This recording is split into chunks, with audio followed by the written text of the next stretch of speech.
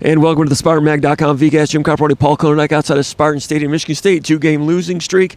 Everybody knows it's tough times for Michigan State football right now. Today, Scotty Hazelton came and spoke to the press. You can get that video here at the YouTube channel.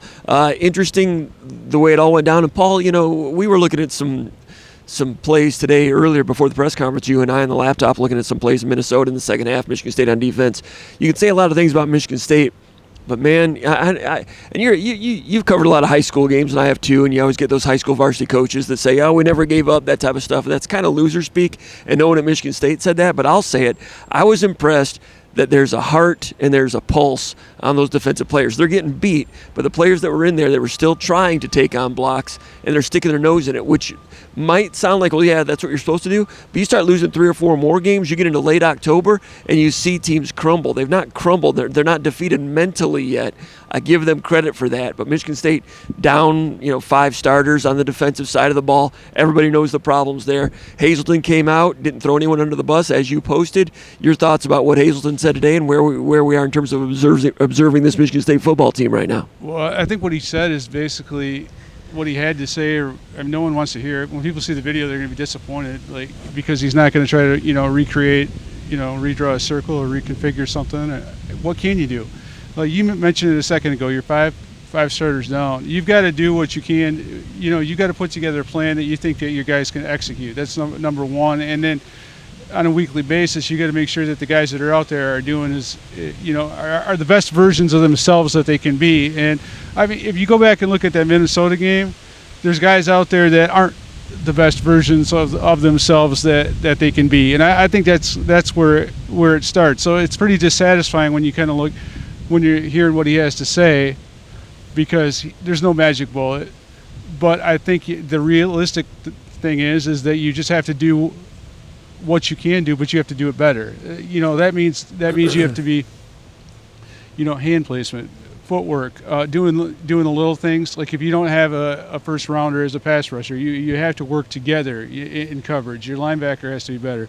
Your linebackers have to be better. Your defensive leaders need to call plays accurately sooner, and you have to tackle better. Those are like little fundamental meat and potatoes things, and everyone's like, yeah, well, of course. And they all add up to the chains moving. But they do. I mean, you look at, I was talking to Rico Cooney before the press conference, and going back and watching that game, I was struck at how many times that Michigan State defenders were in the backfield in position to make a play on Ibrahim or a Minnesota tailback after a really good job on first down. They're in position to make a play on a run play, and you have 2 guys miss or whiff, and then all of a sudden instead of having a 3rd and 8 on a consistent basis, you've got a 3rd and 2 or a 3rd and 3. That's not even taking into account all the 3rd or 8 or 3rd or longers that were converted. I'm just saying, tackling, one of those fundamental things that everyone takes for granted until it's not there. If you do that better, if you take steps in that regard, you can get off the field. A little bit here and there, and there's a long list of things that need to be corrected. But everybody in football these days, they run a 6-man front. Michigan State does, Alabama, Georgia, everybody with 3 wide receivers all the time. So it's not a front 7 anymore; it's a front 6 basically. In the second half of this game, Michigan State was without 5 of their front 6. If you go back to the starting lineup at the beginning of the season, Barrow was out, Slade's out, of course. Bogle was hurt by that time. Pietrowski's out, and Darius Snow's out. 5 of your front 6 are out.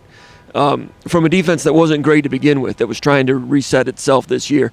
Show me a defense in America whose offense isn't moving the ball. They can come out with 5 of their top 6 out and perform well against that Minnesota team that's only punted 3 times this year. I get all that, and it was tough, and they got flattened, and the better team won in TKO fashion, and deservedly so.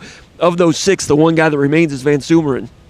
I know he's a 5th-year senior, 6th-year senior, whatever he is, but he's kind of playing like a rookie a little bit. He's doing his best, bless his heart, all those things. He's put in the work, he's changed his body, he's fast, all that. And he was great on opening night with stuff to the perimeter, chasing things down and spilling it. But between the tackles in terms of a linebacker, especially in a 2-gap scheme, You need to have that linebacker knack, that those instincts. If it's a one gap thing, you've got your gap and you shoot and you go. The way Michigan State's tried to play, and Noah Harvey struggled with this, trying to have that knack to make reads. He's kind of making reads a little bit slower, and then the offensive lineman is out on him already, and he's kind of catching things downstream. He's doing the best he can. I don't question that at all. No, I've got great respect for that, and he's better at football than I'll ever be at anything. And I know you get sick of hearing me say that, but I've got to put that out there as a disclaimer. But when he's your 1 out of the 6, that's it's not a good situation. Now the defensive tackles, the backups that are in there, Henry and Maverick Hansen playing 55 plus snaps, they were solid. I would say, and Derrick Henry was out here today. Derrick Harmon, where is it? Derrick Harmon, right? From Yes. Detroit Loyola, my bad. Harmon was out here, and he and Hansen, I'm sure, at the defensive tackle position, I think the defensive tackle position, I'm sure, graded out better than any other of the 11 positions on the field. They were solid, and they are backups. The next men up truly have done well there, but the defensive tackles have to do their job with standing double teams so that middle linebacker can capitalize and make the play. And sometimes Van Sumeren is just not quite there yet. Halliday's throwing it in there, doing the best he can. Avery Dunn goes in there playing the first extended snaps of his career. He's taking out a double team block, and he just can't do it. He's trying.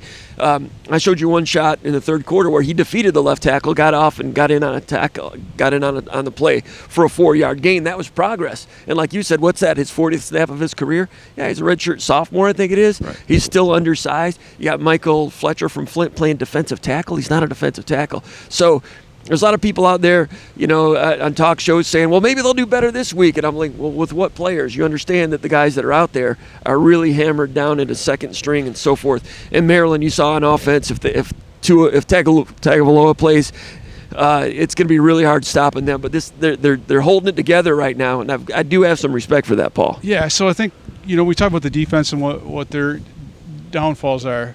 Like I said all the time, like NFL are best, the best pass defense is a pass rush. Sure. So that's part of it.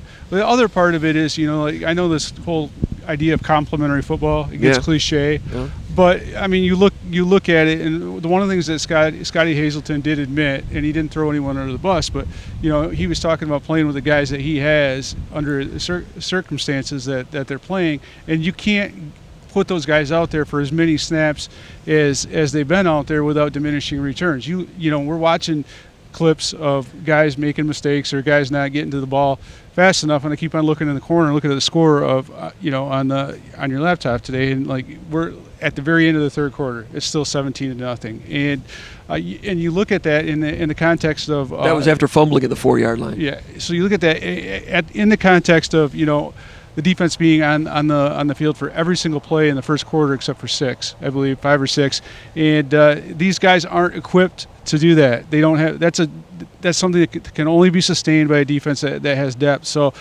the thing that has to be better, in my opinion, for this makeshift defense to kind of hobble along and do the best that it can do under the circumstances is the offense has to do its part. And that's the tough thing about the whole Minnesota game, because that was a complete team, and that's I don't think there's another team in the West that I would call a complete team in any way, shape, or form. No. So you've got a team that's beat up physically, you got a team that's beat up mentally coming off the road trip from Washington, and the schedulers did Michigan State no favors by putting the most complete, the most physical team in the West, on the schedule for Michigan State. On top of that, you've got an offense that doesn't do anything to help out his defense, and I thought they played really hard. They played hard. And to me, it reminded me a lot of that, Mel Tucker's first year when they played Michael Penix when he was at Indiana. And that was Indiana's best team under Tom Allen. And, frankly, Michigan State played his tail off in that game, but they couldn't do anything with it. It ended up being a 20-0 shutout. And, to me, 20-0 is no different than 34-0. Both teams played hard. I mean, both this Michigan State team and that Michigan State team played hard. And playing hard, and you're worried. If I'm Michigan State, I'm worried how long can they continue to play hard with being down so many people. All right, so there's that. Now, what about the scheme that everybody's talking about? Michigan State's out there playing cover 4, playing man-to-man, playing cover 6, playing cover 2, like everybody else. A little bit of cover 2. They're running the same schemes. So it's not like there's like an X's and O's answer. It's about quality control and getting the screws tightened so you can play those schemes better. Pass rush would help.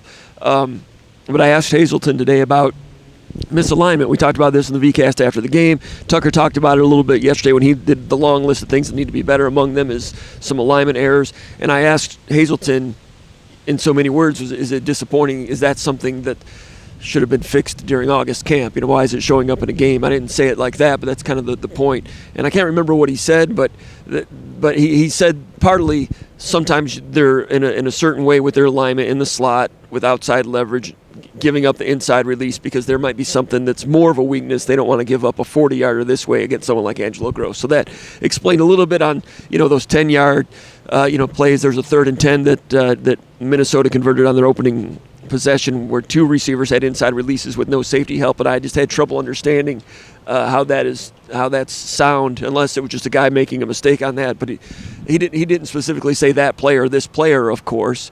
But there's the other side of the coin I hadn't considered, that maybe he's protecting a weakness. They don't want to give up a 40-yarder. They're going for a slow death rather than a quick death. That didn't work either. Either way, it's still kind of not a way to play winning football. And I can see why, like I said after the game, I can see why Michigan State went single safety deep to try to stop the run. And Minnesota is just so savvy and so veteran. They came up and they see they're in single safety deep, 8-man in the box. Okay, we're going to switch to pass at the line of scrimmage. They weren't game planning all week. We're going to throw the ball in Michigan State and surprise them, like a lot of people are saying. Those decisions were made at the line of scrimmage based on pre-snap read. And I mentioned to Hazelton, is it a case where when you have so many replacement players, it's kind of harder to disguise things? And he kind of agreed with that also. So there's a long list of problems that they're having, and I can see why Michigan State, I think after the Washington game, tried to dumb it down and keep it simple because they're trying to match checkers with Washington so much they ended up undressing themselves. So in this game, it looked like they were trying to keep it simple, but in keeping it simple, they gave Minnesota the chalk last so easily. It's like, Michigan State would show something, and then Minnesota would look at the sideline, and Michigan State was not changing their defense back because they were trying to keep it simple.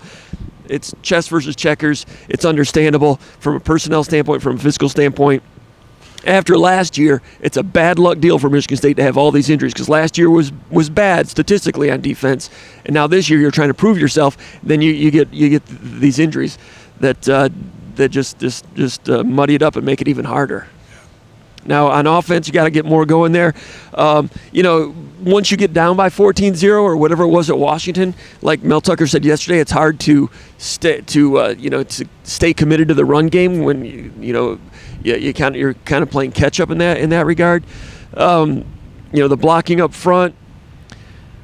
It's weird, Paul, because I didn't think it was terrible. It just closed up quickly against a solid veteran defense. Number 55, the linebacker for Minnesota, was good. I didn't see offensive linemen getting destroyed. Right. I thought Nick Schematic played some of his better snaps of the season. Michigan State had a couple new run plays in there where they did that sweep where the center and both tackles all pulled, and a couple times looked like there was a play, but it gets stopped for 2 or 3 yards. But you only have 14 tailback runs in the whole game. It's hard to establish the run when you're down 17 and things like that. But I didn't see offensive linemen getting destroyed. Yeah, Is that positive? Is that a positive? No, I think it is. It is a positive against that defense. Okay, because that's a Big Ten defense. It's grown man football. And I'll say one other thing. This defense for Minnesota is one of the best kept secrets, not only in the Big Ten but in the country. They play like Iowa a little bit. And last year they finished the season against Wisconsin. Wisconsin had won 7 straight, and during that 7 straight win streak, Wisconsin was averaging 260 yards rushing per game. They held Wisconsin to 61 yards rushing. So this Minnesota defense is not a joke either. So I think 2 things. I think first off, you got to look at what Michigan State did when they had a chance to run the ball, and I thought they did some good things in that first drive of the second half before the Peyton Thorne fumble. I had a chance to talk to Nick Schematic today, and as well as Spencer Brown and Peyton Thorne. And I asked all of those guys, prefaced my question with what Mel Tucker said yesterday, in that he said Michigan State's close in the run game, and all those guys kind of felt like that. And Spencer Brown said it's not anything. It's not big things. They're just little things. A guy sustaining a block a little bit longer. A guy like moving his feet a little bit faster. A tailback getting to the hole on certain plays, faster than he did, or on other plays waiting for a double team to get set up. Thorne said, sometimes it comes down to like a wide receiver blocking or a tight end blocking or the little things. Again, stuff that the fans don't want to hear. That whole idea of doing simple better, all the football cliches that we can throw out there. But I do think there is some. I feel like the offensive line, and going back and watching that, I feel like they're playing more together. Doing some things together, and I think they're starting to gel a little bit. Now it doesn't show up a lot because they played against a quality, like well-coached defense, and they're down 24-0 midway through the third quarter. The run game's out the window at that point. Yeah, and same thing with it going against Washington. I mean, so you have to look at what they did with what they had, and I think they did some good things on that drive. And the other thing is, it's got to start earlier, and all those guys talked about that. Like they've got to be able to execute. And when the defense is the way it is, you can't be dropping a pass on the opening possession. Right. So it's not just drop passes, but everybody. They've not had a lot of those, but that one, But every wide receiver has to block, and last year that was a real strength. We talk about K9 and what he did last year, but in every one of those big runs, there's a big wide receiver block in there. So I think the running game has to get going a little bit earlier. I think they've done a nice job at times in the second half of each of the last two games of getting a couple quality, running plays. But everyone needs to take a little bit of a stride this week. But the offensive line, it's going to be really important this week for Michigan State. It's offensive line to have a strong game. Have to. And to stay competitive. We don't know what the weather's going to be like out there with all the weather systems in the area, but I kind of believe that in this game, it's probably, if it's going to be as wet and monsoony as it might be, I really think that Michigan State, to have any shot at winning this game, they're going to have to run the football. Sure, and all that we're doing is reporting what they're working on. Right. We're not defending what went wrong. We're just saying these are the things that they see that they feel they can get better at.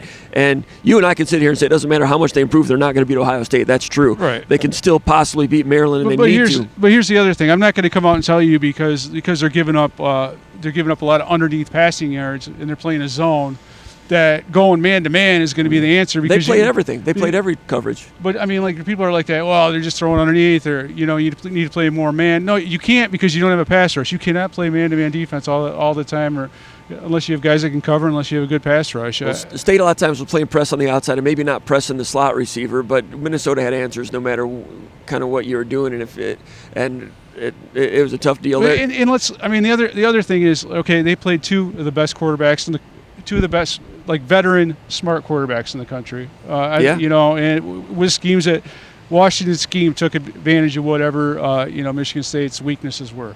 That's what Kellen DeBoer does. Very good. PJ Fleck and I don't know who their offensive coordinator is. Grubb, and he's good. But that team runs the ball down everyone's throat with the RPOs added to it. Yeah, and then they've got a good complementary passing game that Wisconsin wishes it had. Sure. And so they exploited the weaknesses of Michigan State's, cobbled together defense, and every other team is going to try to do that, but are they going to have those triggermen? Yeah, Ohio State's going to destroy Michigan State. Yeah. Maryland, if they have, Tagovailoa, yeah, possibly it's going to be like that. Yeah. With depending on the weather.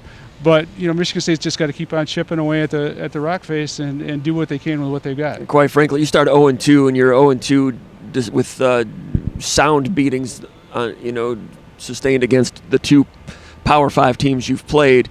Frankly, we talk. There's people that are mad. They're like, they need to fire people right now, and they need to change quarterbacks. I mean, that doesn't look like that's happening.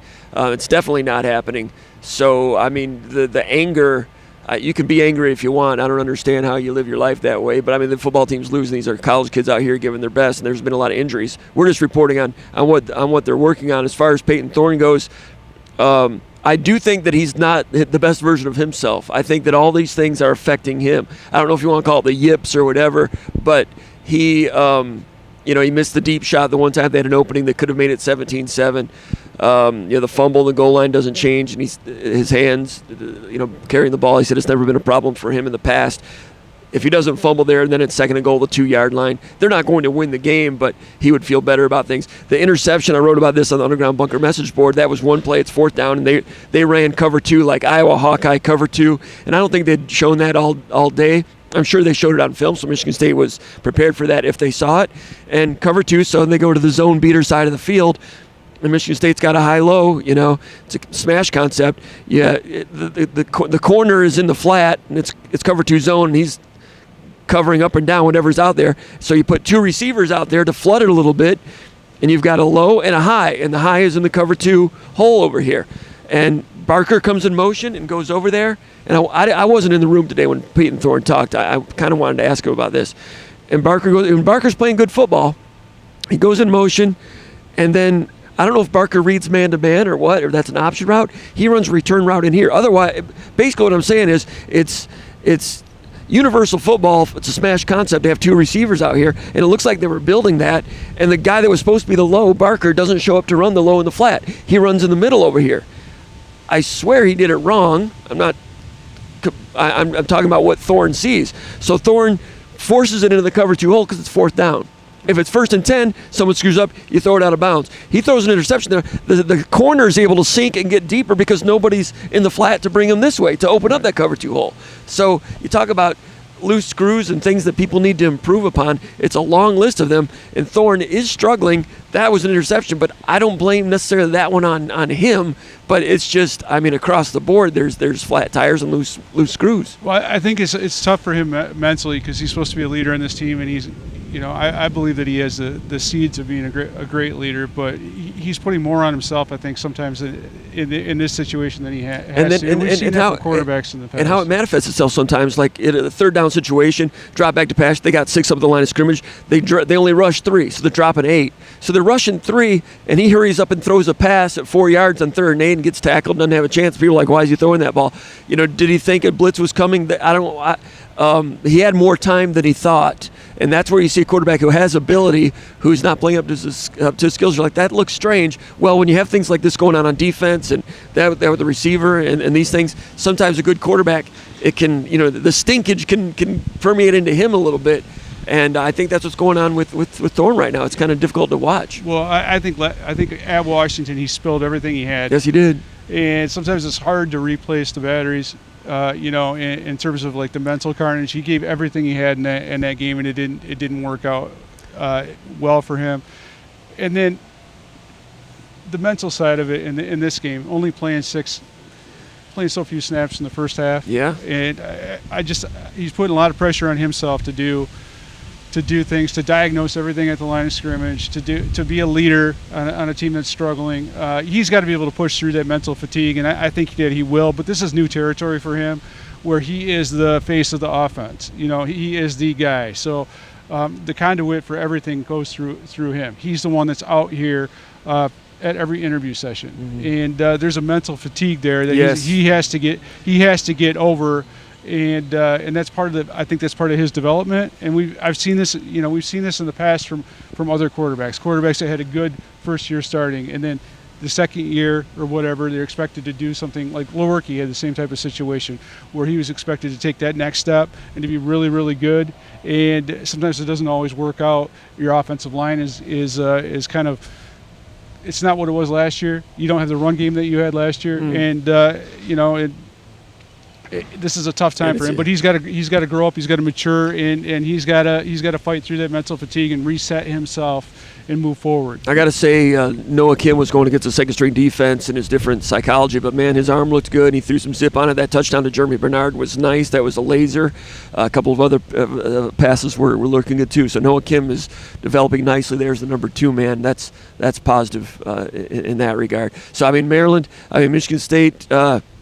It can get a lot worse. It can get worse from here, especially if some of these guys start showing, a little less fight than what they had in this game against Minnesota, because they had some fight, believe it or not. They weren't stopping them, but they were trying. I've seen college football defenses stop trying, and it's only maybe a 10%. It only takes 10% downgrade in your will and your effort level, and it can get a lot worse, especially with these teams coming up on the schedule. So there's a challenge there to keep those guys still fighting, and it's going to be hard. I mean, I think they will still keep fighting. The thing is, it's only the 4th game of the season, right? So, I mean, these guys would have to be. And they're at a November level in terms of injuries, and then some. But these guys, I mean, for them not to be fighting and scrapping right now, there would be a major problem in the culture of the program. And the leadership's so important right now, and they're getting that from some players. But then you have so many new faces with the transfers. How do they band together? So far, they are. Jacoby Windman's the guy that brought the defense in on Sunday, I think it was. And it wasn't a players-only meeting. He just said everybody's getting together. We're going to watch film before we have to watch film as a team, which is nice. I mean, he's trying to be a leader and doing all the right things. And there was some. I was talking to Derek Harmon about it. There was some, not like what the hell's wrong with you confrontational things, but just like what were you seeing? How can we get better at this? So they're doing what they can. If you're a Michigan State fan, you just have to hope that they continue on that path. Let's talk